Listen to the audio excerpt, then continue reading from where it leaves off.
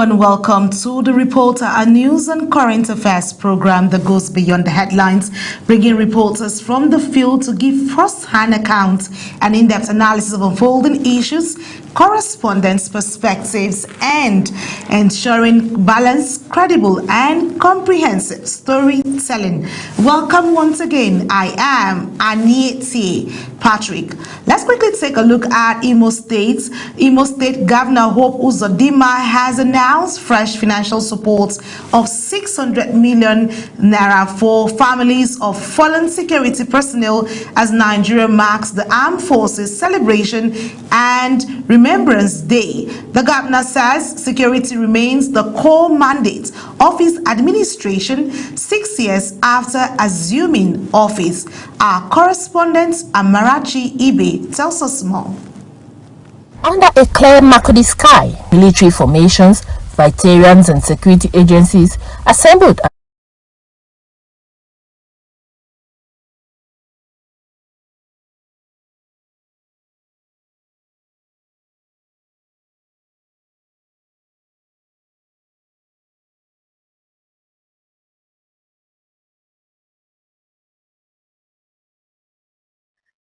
Imo State joins the rest of the country to mark the Armed Forces Celebration and Remembrance Day with a ceremony held at the NDBC Carlos Square in Owerri. Governor Hope Uzodinma says the day is set aside to honor officers and men of the armed forces who paid the supreme price in defense of the country. Speaking at the event, the governor announces a new tranche of financial support for families of fallen servicemen and women who lost their lives securing the state. We will not wait for tomorrow to show that we care for those who gave everything for our peace. Today, we'll be handing out here on this ground the sum of 600 million naira to the families of our fallen heroes. The governor commended President Bola Tinubu for restructuring the nation's security architecture and strengthening the fight against terrorism and other forms of insecurity, as he called on young people in Imo State to enlist in the armed forces and other security agencies, warning that failure to do so could affect the state's future representation in the security sector.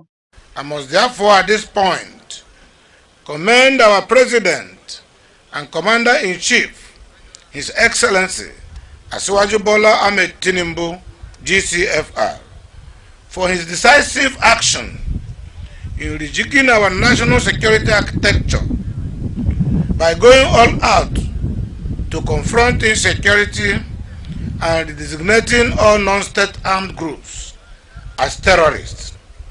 The ceremony features rock-laying, prayer for peace and security in the country, and other symbolic activities in honor of fallen and service personnel.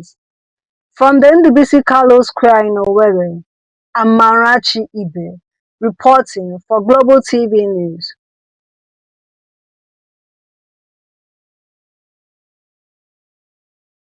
And joining me right now is Amarachi Ibe from Imo State to give us a breakdown to what the 600 million naira means for those families of the fallen heroes. Hello, Amarachi. It's good to have you join us on the Reporter. Hello, Amarachi. Okay, amazing. I can hear you. Thank you for having me. Amazing, Amarachi. Yeah. So let's quickly look at this. A lot of people concerns or questions have been raised. Does Governor Uzodinma's 600 million naira support for families of fallen security personnel translate into meaningful long-term welfare, or is it more needed beyond one-off financial assistance? Hello, Amarachi. Hello, Amarachi, can you hear me? Can you hear me, Amarachi? Please go ahead, I can hear you. Yeah, go ahead, please. Okay, I will say it translates more than just a financial report, than just a financial help. Like, if we are still alive when the governor said he was going to give the sum of 600 million naira to these people, people. Now he says it's directly from his office, and all their names,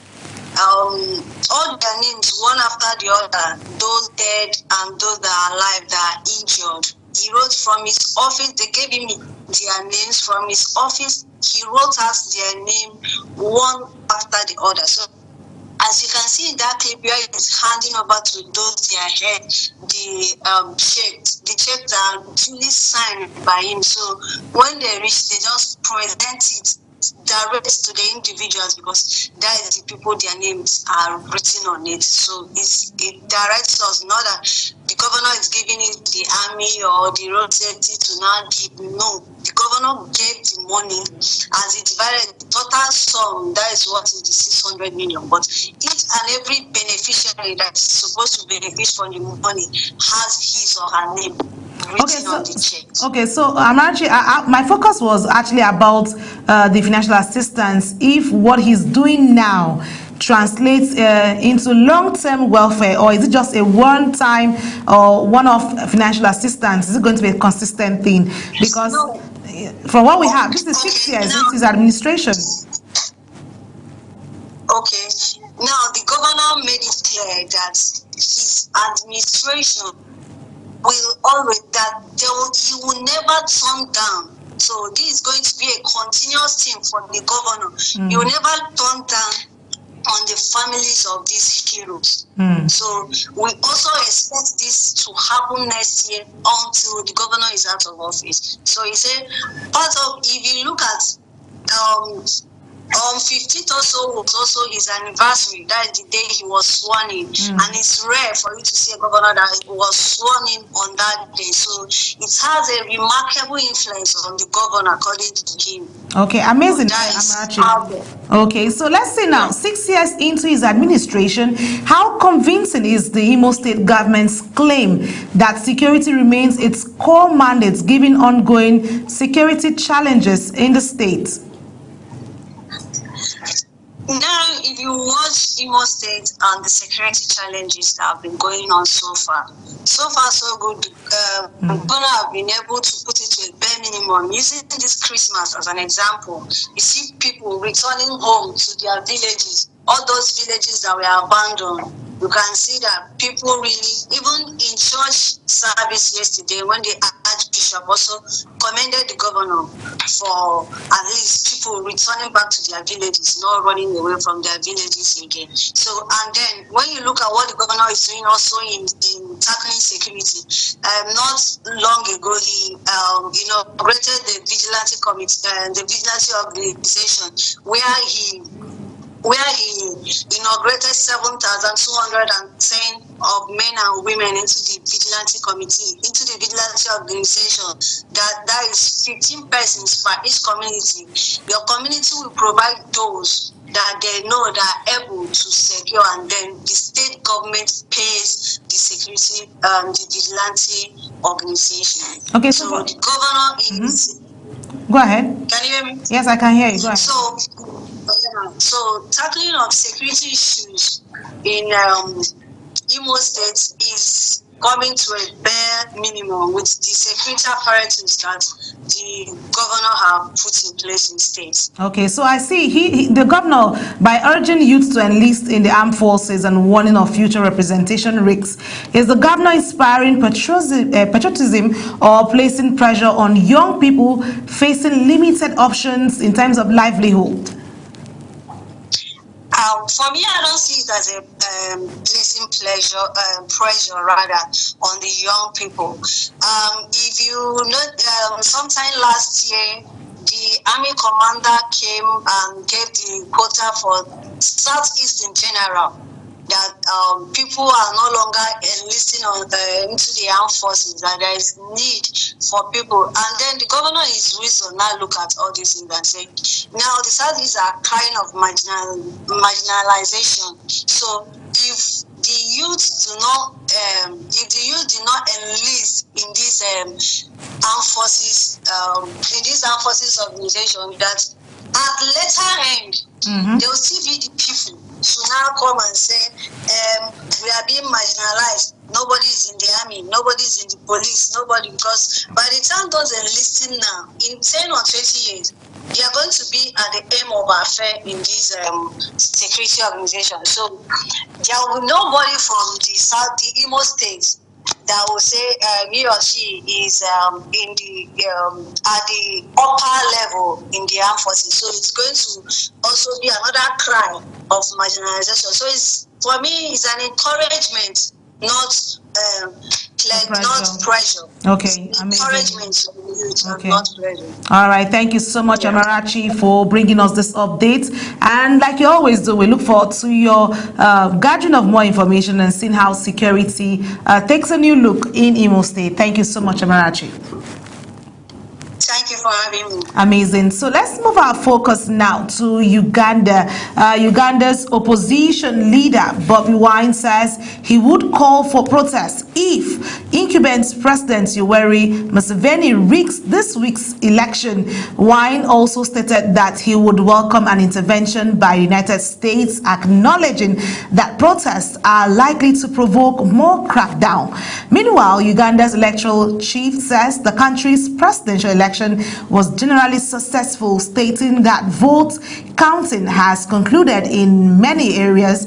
Electoral Commission Chairperson Simon Byabakama announced this during an election update a day after voting took place under an internet blackout and amid long delays caused by technical failures as 81-year-old incumbent President Yoweri Museveni seeks to extend his 40 years in power. Uyi Agumofegbe brings us the details. Voting had yet to start in many areas after polls were due to open, as biometric machines used to verify voters' identity were malfunctioning and ballot boxes undelivered. President Museveni is widely expected to win a 7th term in office thanks to his total control of the state and security apparatus. Bobby Wine, on his part, has also said the ongoing internet shutdown is a deliberate attempt to allegedly facilitate rigging. As we hold our general elections in Uganda, the world should be reminded that we are holding elections in the dark. The internet has been switched off across the country. This is done in order to facilitate the intended rigging of the regime. Otherwise, why would the people of Uganda be denied the right to communicate, and why the Ugandan election should be held in the dark? More than 20 million people have registered to vote in the East African country, with 81-year-old Museveni widely expected to continue his 4-decade rule. His main opponent is singer-turned-politician Bobby Wine, 43, real name Robert Kyagulanyi, who is taking a second run at the presidency after his 2021 campaign was met with violent repression and alleged rigging. Uyi Agumofegbe, reporting for Global TV News. Joining me live in the studio is Uyi Agumofegbe to bring me up to speed with what's happening in Uganda. Like, I was watching the clip and I kept saying, this is a young man. Hello, Uyi, it's good to have you join me on the reporter. Yeah, same for me. Thank you. All right, so there's a whole lot happening in Uganda with Bobby Wine openly warning of protests and welcoming foreign intervention. How likely is post-election unrest in Uganda, and what could it mean for regional stability? Because each time we have elections across Africa, we always have that issue of unrest and all that. And he's saying, I'm going to welcome international bodies into this. So how is that going to play out for Uganda? Quite a number of highlights. I mean, if you look at the Ugandan election and all of the factors around the politics in that country.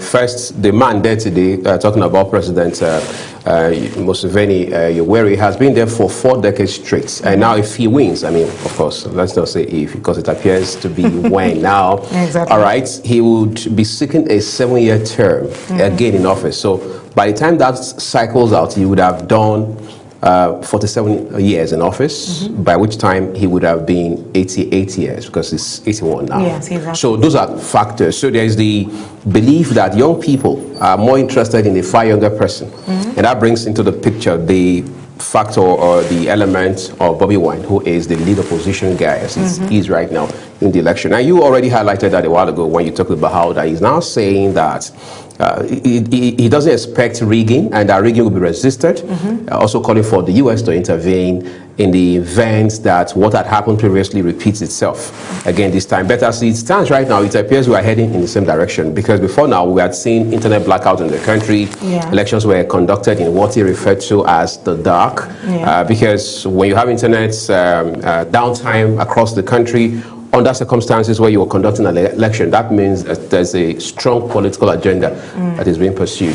Well, so this brings me to asking, how credible are these allegations of planned rigging when voting delay, when voting is also playing out, the biometric failures and internet shutdown all occurred on election day. Don't forget, just like you mentioned, the president, that's Museveni, yes, you know, he's been there and he understands all of these things. Why do we also have the issue of incumbents having to have a whole lot of power over positions when it comes to that, and having to play on all of these issues? Because that's one of the things he has actually raised on the front burner. Incidentally, nature, that in itself is another layer to the conversation, right? The sit-tight syndrome, as we call it, which is very prevalent across Africa. I mean, you look at where the country geographically is, which is East Africa. I mean, that's where you have Rwanda, for example, which is more like a neighbor.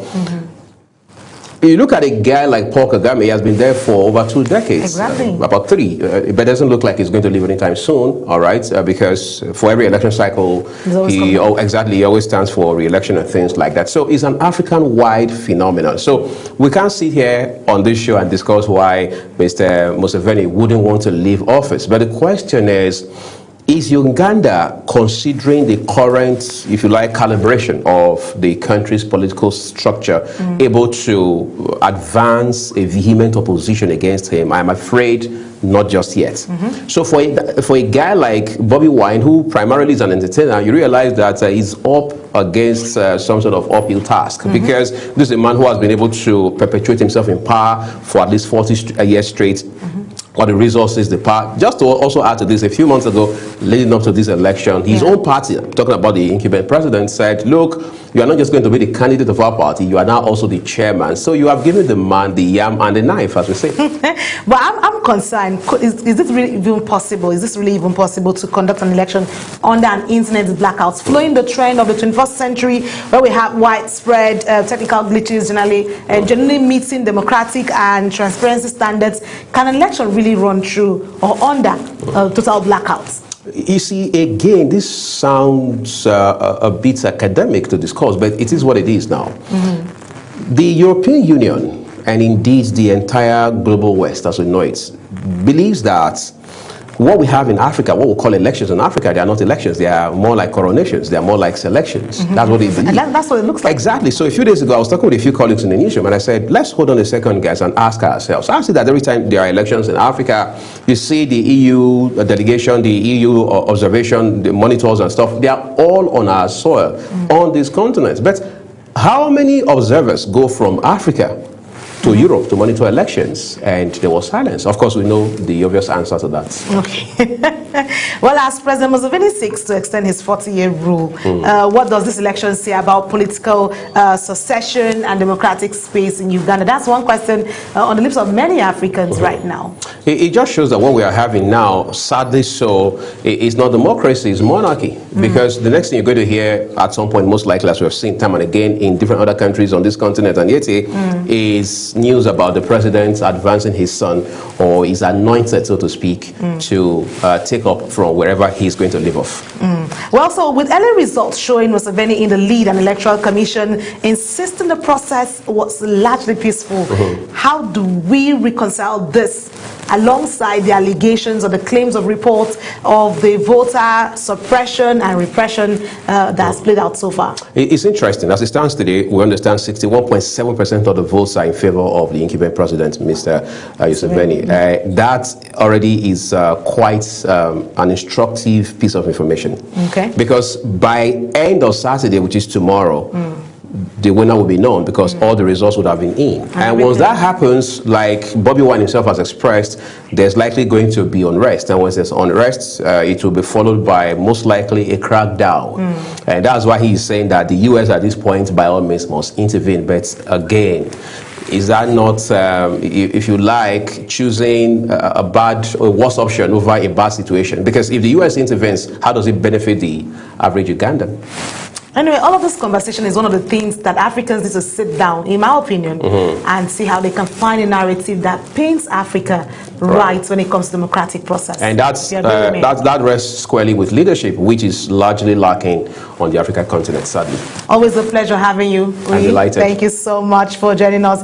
Well, amazing. It's been an amazing conversation here on The Reporter, and we brought you what's happening across Nigeria and even in Africa. And you've seen Uganda taking center stage with the electoral process going on there. And well, that brings us to the size of the program. Thank you for staying with us on The Reporter. A quick reminder that Global Television is on DSTV channel 365 and Star Times channel 276. To stay connected, kindly follow us across all our social media platforms showing on your screen using @Global TV NG. Until the next time, I am Aniti Patrick. Thank you for watching.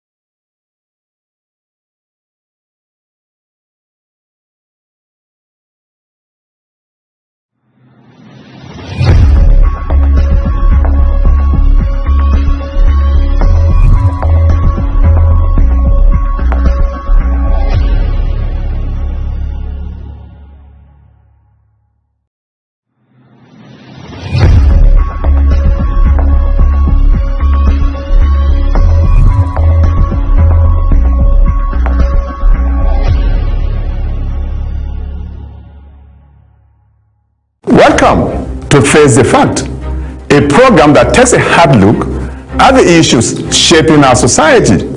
We dig into the facts, ask the right questions, and bring you the information that truly matters. Everything we talked today about the insecurity in Nigeria boils down to poor governance, boils down to insincerity on the part of those in government, in public offices, boils down to corruption. The youth need to discover themselves that they shouldn't be used as political tools, but they are supposed to be used as agents of change in society. No, firstly, you talk of home. Home is a basic starting point. You know, every good thing, every bad thing starts from home. And they'll talk of peer pressure, talk of unemployment, poverty. Face the Fact gives a voice to the people making the news and the decisions that affect our daily lives. Join us every Tuesday on DSTV channel 365 and Star Times channel 276, only on Global Television.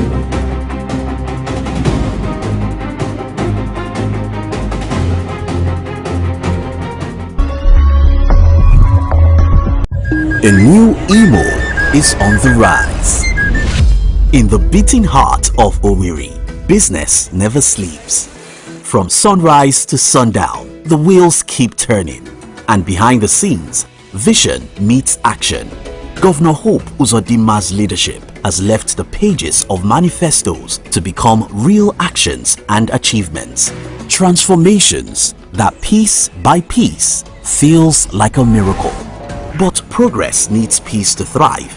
And in Imo, we are not leaving it to chance. From land to sky to river deep, guardians are always watching, protecting dreams and opportunities.